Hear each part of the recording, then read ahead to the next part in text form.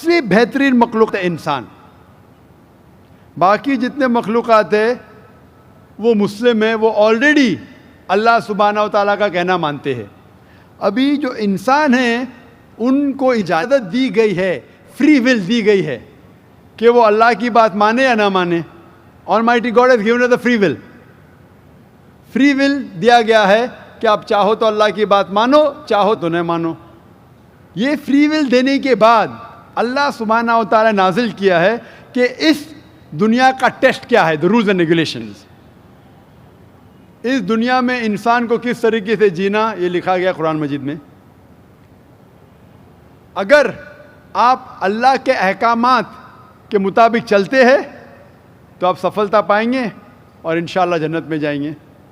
اگر احکامات کے مطابق نہیں چلیں گے تو آپ اس ایگزامینیشن میں فیل ہوں گے اور پھر جنت میں نہیں جائیں گے, دوزخ میں جائیں گے. تو this life is a test for the hereafter. یہ زندگی آخرت کے لیے امتحان ہے. میں آپ سے پوچھوں گا کہ آپ کالج کیوں جاتے, تو آپ بولیں گے گریجویٹ بننے کے لیے. اب میڈیکل کالج کیوں جاتے, تو آپ بولیں گے ڈاکٹر بننے کے لیے.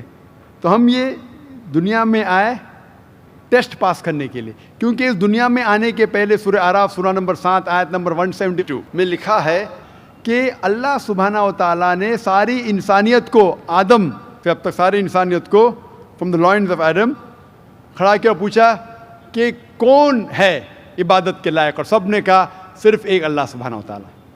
پھر اللہ تعالیٰ نے پوچھا کہ کون یہ ٹیسٹ کرنا چاہتا ہے, تو انسان ہم بیوقوف تھے جو یہ ٹیسٹ کرنے کے لیے آئے, کیونکہ باقی لوگ جو پتھر, پہاڑ, جانور یہ سب مسلم ہیں, پر ان کے پاس چوائس نہیں ہے.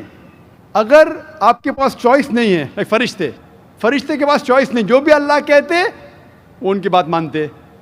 لیکن ہم کو چوائس دینے کے بعد اگر ہم اللہ کی بات مانیں تو ہم فرشتے کے اوپر ہو جائیں گے, اگر نہیں مانیں گے تو فرشتے کے نیچے شیطان کے ساتھ ہوئیں گے.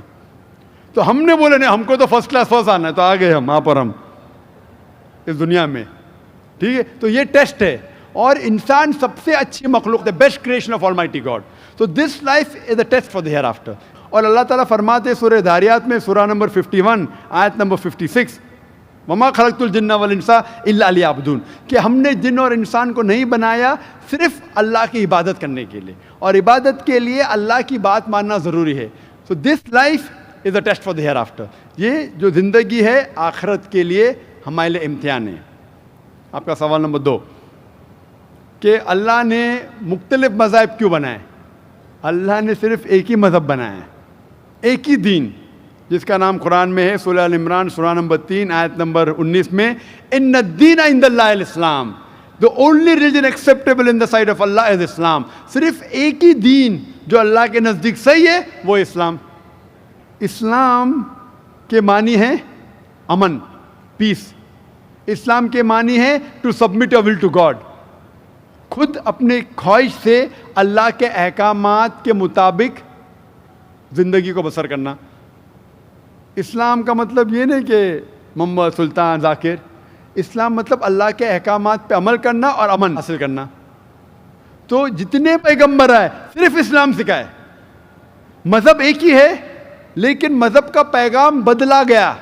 جس طریقے سے جو پہلے بھائی صاحب کے سوال میں نے جواب دیا تھا کہ سارے پیغمبر کا اہم پیغام تھا کہ خدا ایک ہے, صرف اس کی عبادت کرو, اور آخری پیغمبر محمد صلی اللہ علیہ وسلم میں.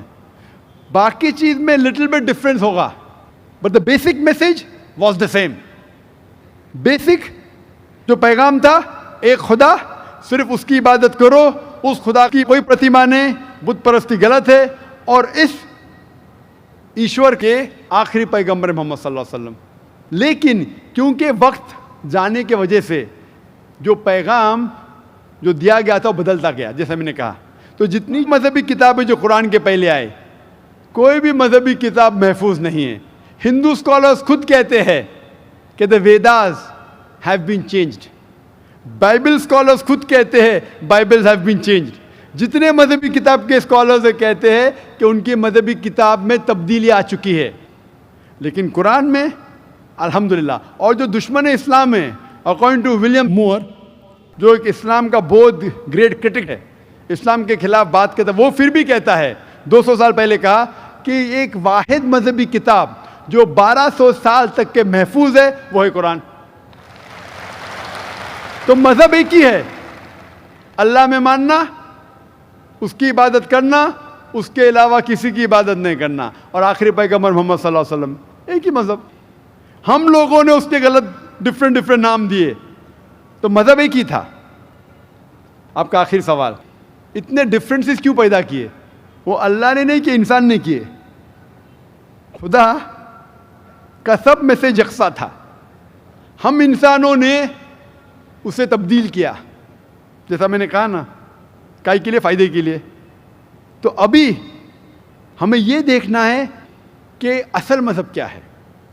اور میں عام طور پہ کہتا ہوں, جو میں رائے دیتا ہوں, میں صرف ایک طرفہ رائے نہیں دیتا ہوں کہ صرف قرآن میں مانو. میں کیا کہتا ہوں, آپ کم از کم ایک بات پہ مانو کہ ایک کتاب 100% خدا کی ہے. ٹھیک ہے, یہ ماننے میں کسی کو گلا شکوہ نہیں ہوگا. ہندو کہیں گا وید خدا کی کتاب ہے, عیسائی کہیں گا بائبل خدا کی کتاب ہے, مسلمان کہیں گے قرآن خدا کی کتاب ہے. پھر میں یہ کہتا ہوں کہ جو ساری مذہبی کتابوں میں یکسانیت ہے, ہم کم از کم اس کے اوپر عمل کریں. جو اختلاف ہے اسے کل ڈسکس کریں گے. صحیح بات. جو یکسانیت ہے, پھر آپ کہہ سکتے یہ تو وید اور قرآن میں ہے, کرسچن کہیں گا یہ بائبل اور قرآن میں, مسلم کہیں گا قرآن اور بائبل میں, قرآن اور وید میں. تو یہ بات تو 100% خدا کی ہے. آپ اس بات کو تسلیم کرتے کیا نہیں؟ جو چیز کامن ہے بائبل, وید, قرآن میں, وہ 100% اللہ کا کلام ہونا چاہیے. باقی ہے کہنے بات پر ڈسکس کریں گے. تو ساری مذہبی کتابوں میں لکھا ہے کہ محمد صلی اللہ علیہ وسلم آخری پیغمبر, اختلاف کی بات نہیں ہے. ساری مذہبی کتابوں میں لکھا ہے کہ خدا ایشور ایک ہے, کوئی اختلاف کی بات نہیں. نہ اس کی کوئی پرتیما ہے, نہ کوئی بت ہے, اس کی عبادت کرنا چاہیے. باقی چیز چھوڑو, کم از کم اس پہ تو عمل کرو.